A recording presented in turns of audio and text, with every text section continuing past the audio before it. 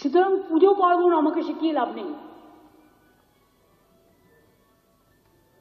মহাকুম্ভ আমি নাইবা বললাম, ওটা এখন মৃত্যু কুম্ভ হয়ে গেছে, মৃত্যু কূপের মতো। আমি মহাকুম্ভকে সম্মান করি, আমি শ্রদ্ধা জানাই, পবিত্র গঙ্গা মাকে আমি সম্মান করি, কিন্তু প্ল্যানিং না করে এত হাইপ তুলে এত লোকের মৃত্যু বললেন 30 জন, কথাটা কি সঠিক? কত ডেড বডি ভাসিয়ে দিয়েছেন নদীতে? কত হাজার হাজার,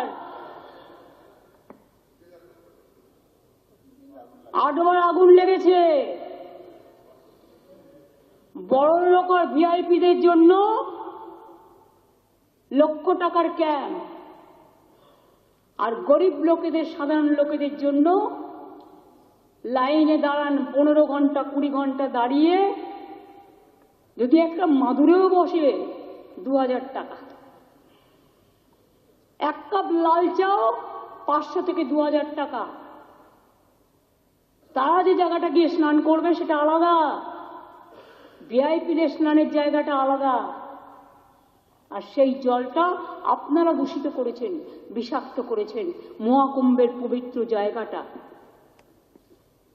সব জায়গায় হাইপ তুলে দিয়েছে। সে একবার হয়েছিল না, গণেশ দুধ খাচ্ছে, সব ওখানে স্নান করো নাহলে পবিত্র হবে না। মৃতদেহের ওপর দিয়ে যারা এই হাইপ তুলছেন আর টাকা কামানোর জন্য ধর্মকে বিক্রি করছেন, তাদের আমি মন থেকে মেনে নিতে পারি না।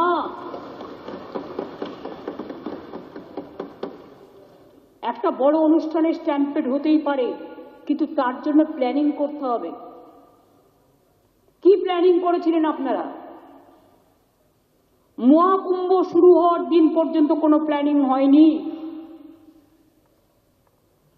ইভেন এখনো আমি দেখছি আসানসোল থেকে শুরু করে বিহারের লোক এনে ভরছেন, আসানসোলের লোক এনে ভরছেন, বিভিন্ন জায়গার লোক এনে ভরছেন, আর বলছেন চলো সব বিনা পয়সায় করে দেবো, ফ্রিতে ট্রেন দিচ্ছেন। আপনি আগে দেখুন আপনার ক্যাপাসিটি আছে কিনা। সুতরাং পুজো পার্বণ আমাকে শিখিয়ে লাভ নেই। মহাকুম্ভ আমি নাইবা বললাম, ওটা এখন মৃত্যু কুম্ভ হয়ে গেছে, মৃত্যু কূপের মতো। আমি মহাকুম্ভকে সম্মান করি, আমি শ্রদ্ধা জানাই, পবিত্র গঙ্গা মাকে আমি সম্মান করি, কিন্তু প্ল্যানিং না করে এত হাইপ তুলে এত লোকের মৃত্যু বললেন 30 জন, কথাটা কি সঠিক? কত ডেড বডি ভাসিয়ে দিয়েছেন নদীতে? কত হাজার হাজার, 8 বার আগুন লেগেছে। বড় লোক আর ভিআইপিদের জন্য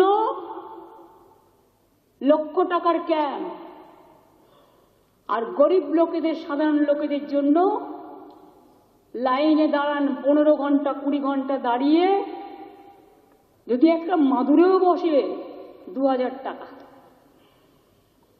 এক কাপ লাল চাও 500 থেকে 2000 টাকা। তারা যে জায়গাটা গিয়ে স্নান করবে সেটা আলাদা, ভিআইপিদের স্নানের জায়গাটা আলাদা।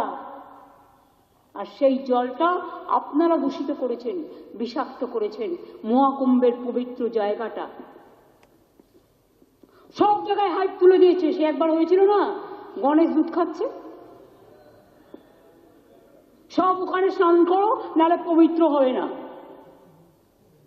মৃতদেহের ওপর দিয়ে যারা এই হাইপ তুলছেন আর টাকা কামানোর জন্য ধর্মকে বিক্রি করছেন, তাদের আমি মন থেকে মেনে নিতে পারি না।